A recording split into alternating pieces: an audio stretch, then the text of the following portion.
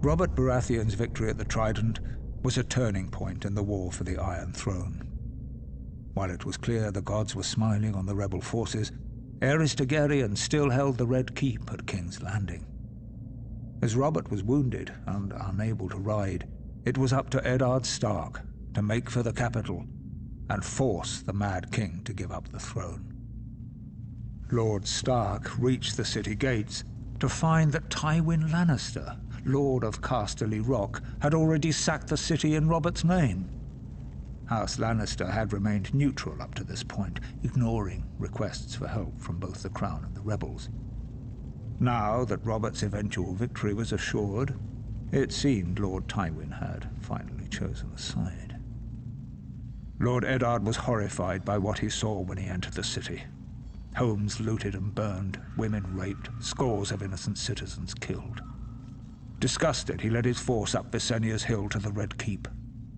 Upon entering the throne room, he found King Aerys lying in a pool of blood, dead by the hand of his own sworn King's Guard, Jaime Lannister, who sat brazenly upon the throne. Demanding to know the whereabouts of Queen Rhaela, Lord Eddard was informed the Queen and her son Viserys had been spirited away to Dragonstone before the Lannisters arrived. But other members of the royal family were not as fortunate. Elia, Martell of Dorne, who was the wife of Prince Rhaegar, had been raped and murdered by Ser Cregor Clegane on Lord Tywin's orders. Ser Cregor and his men had also butchered Rhaegar's young children. When Robert was well enough to reach the capital, Lord Eddard demanded the Lannisters answer for their heinous crimes.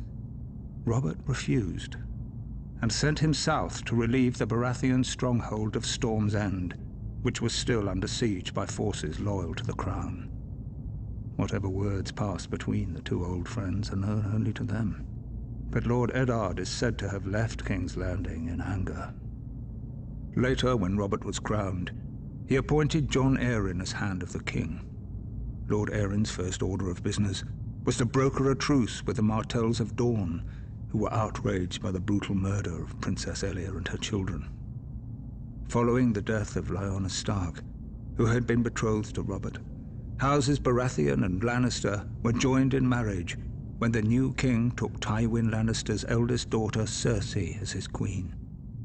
As for Eddard Stark, he returned to his stronghold of Winterfell, forever haunted by his sister's death and the shameful way that Robert had secured his throne.